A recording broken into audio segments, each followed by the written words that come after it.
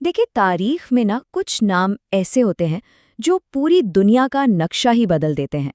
Franklin D Roosevelt بالکل ایسا ہی ایک نام ہے۔ تو آج ہم یہی جانیں گے کہ آخر کیسے ایک شخص نے نہ صرف امریکہ کو اس کے بدترین بحران سے نکالا بلکہ پوری دنیا کو ایک عالمی جنگ میں فتح بھی دلا دی۔ 4 صرف ایک ہندسہ، لیکن امریکی صدارت کی تاریخ میں اس کی اہمیت بہت زیادہ ہے۔ نہیں، یہ کسی قانون یا ترمیم کا نمبر نہیں ہے، بلکہ یہ ایک ایسا ریکارڈ ہے جسے آج تک کوئی بھی نہیں توڑ سکا۔ جی ہاں، فرینکلن ڈی روزویلٹ کو ٹھیک 4 بار امریکہ کا صدر منتخب کیا گیا۔ وہ امریکہ کے واحد صدر ہیں جنہیں عوام نے 1، 2، 3 نہیں، پورے 4 بار چنا۔ تو سوال یہ پیدا ہوتا ہے کہ آخر ان میں ایسی کیا خاص بات تھی کہ ایک پوری قوم نے تاریخ کے سب سے مشکل دور میں بار بار صرف انہی پر اعتماد کیا۔ یہی کامیابی، یہی 4 بار صدر بننا انہیں تاریخ میں ایک بے مثال مقام دیتا ہے۔ اور یہ سمجھنے کے لیے کہ امریکی عوام نے ان پر اتنا بھروسہ آخر کیا کیوں، ہمیں ان کی کہانی کو بالکل شروع سے دیکھنا ہوگا۔ دیکھیں، روزویلٹ کی لیڈرشپ کو سمجھنا ہے نا، تو اس کی چابی ان کی ذاتی زندگی میں ملتی ہے، خاص طور پر اس ایک آزمائش میں جس نے ان کے اندر وہ ناقابل شکست حوصلہ پیدا کیا جس کی دنیا آج بھی مثال دیتی ہے۔ تو فرینکلن ڈی روزویلٹ کی دنیا کیسی تھی؟ بھائی مراد اور کامیابیوں سے بھری ہوئی۔ ایک بہت امیر اور بااثر خاندان میں پیدا ہوئے، ہارورڈ اور کولمبیا جیسی ٹاپ یونیورسٹیوں سے پڑھے، اور ان کے سامنے سیاست کا ایک چمکتا ہوا مستقبل تھا۔ مطلب ایسا لگتا تھا کہ انہیں تو کوئی چیز روک ہی نہیں سکتی۔ لیکن پھر 39 سال کی عمر میں سب کچھ بدل گیا۔ 1921 میں انہیں پولیو کی تشخیص ہوئی، ایک ایسی بیماری جس نے انہیں زندگی بھر کے لیے ویل چیئر پر بٹھا دیا۔ اس وقت سب نے یہی سوچا کہ بس ان کا سیاسی کریئر اب ختم، لیکن اس بحران نے انہیں توڑا نہیں، بلکہ سچ پوچھیں تو انہیں پہلے سے کہیں زیادہ مضبوط بنا دیا۔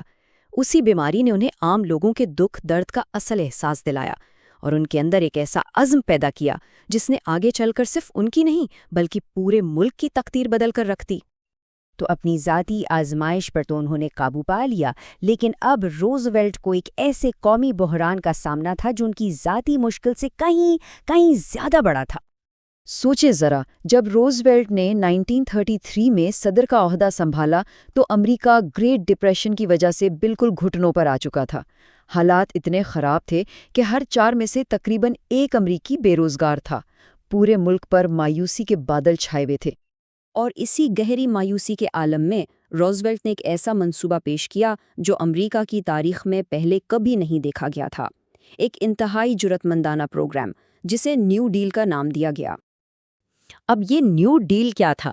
اس کا مقصد صرف معاشی کو تھوڑا بہت سہارا دینا نہیں تھا، نہیں، بلکہ اسے نئے سرے سے، بالکل بنیاد سے تعمیر کرنا تھا۔ تو انہوں نے کیا کیا؟ سب سے پہلے تو بڑے بڑے سرکاری منصوبے شروع کیے گئے جس سے لاکھوں بے روزگاروں کو نوکریاں ملیں۔ پھر کسانوں کی مدد کی گئی، ان کی فصلوں کی قیمتوں کو مستحکم کیا گیا تاکہ وہ برباد نہ ہوں۔ اس کے بعد بینکنگ سسٹم میں بڑی اصلاحات کی گئیں تاکہ لوگوں کا پیسہ بینکوں میں محفوظ رہے۔ اور آخر میں شاید سب سے انقلابی قدم، سوشل سیکیورٹی کا نظام قائم کیا گیا۔ یہ حکومت کی طرف سے عام شہریوں کے لیے ایک طرح کا حفاظتی جال تھا جو پہلے کبھی موجود نہیں تھا۔ دیکھیں، نیو ڈیل پر بحث آج بھی ہوتی ہے کہ وہ کتنا کامیاب تھا، لیکن ایک بات بالکل صاف ہے، اس نے امریکی معیشت کو مکمل تباہی سے بچا لیا۔ اس پروگرام نے صرف سڑکیں اور ڈیم ہی نہیں بنائے، بلکہ اس سے بھی اہم کام یہ کیا کہ ایک مایوس قوم کے اندر امید کو دوبارہ زندہ کر دیا۔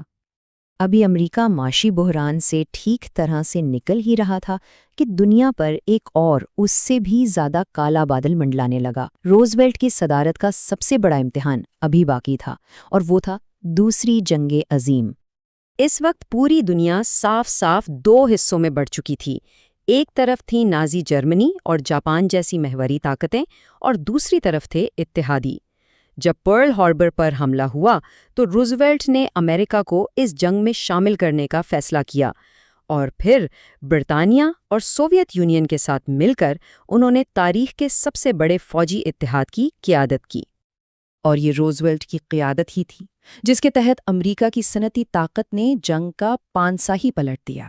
یہ کہنا بالکل بھی غلط نہیں ہوگا کہ انہوں نے دنیا کو فاشزم یعنی ایک ایسی جارحانہ آمریت اور نسل پرستی کے اندھیروں سے بچانے میں ایک فیصلہ کن کردار ادا کیا۔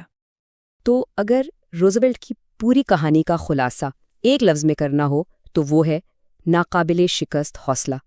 چاہے ویل چیئر کی مجبوری ہو یا ایک پوری عالمی جنگ، انہوں نے ہر چیلنج کا سامنا اسی ایک ہمت سے کیا اور یہ ثابت کر دیا کہ اصل طاقت جسم میں نہیں، ارادے میں ہوتی ہے۔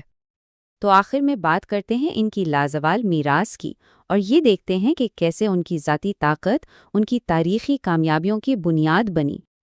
تو آخر وہ اپنے پیچھے کیا میراث چھوڑ گئے؟ یہ صرف ایک جنگ جیتنے یا معیشت بچانے کی کہانی نہیں ہے، یہ ایک ایسی لیڈرشپ کی مثال ہے جو ہمیشہ عوام کی بھلائی کو سب سے اوپر رکھتی ہے۔ یہ اس بے مثال ہمت کی داستان ہے جو ایک ذاتی المیے سے نکلی، اور ایک ایسے کردار کی کہانی جس نے واقعی دنیا کی تاریخ کا رخ ہی بدل دیا۔ لیکن دیکھیں قسمت کی ستم ظریفی کہ جس امن کے لیے انہوں نے اتنی لمبی جدوجہد کی اسے وہ خود اپنی آنکھوں سے نہ دیکھ سکے۔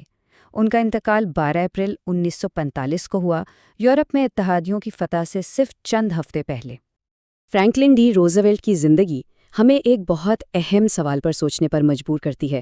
سوال یہ ہے کہ جب کوئی بڑا بحران آتا ہے تو ایک قوم کی رہنمائی کے لیے آخر کس چیز کی سب سے زیادہ ضرورت ہوتی ہے؟ کیا وہ ہمت ہے، حکمت عملی ہے، یا پھر ان سب سے بڑھ کر کچھ اور؟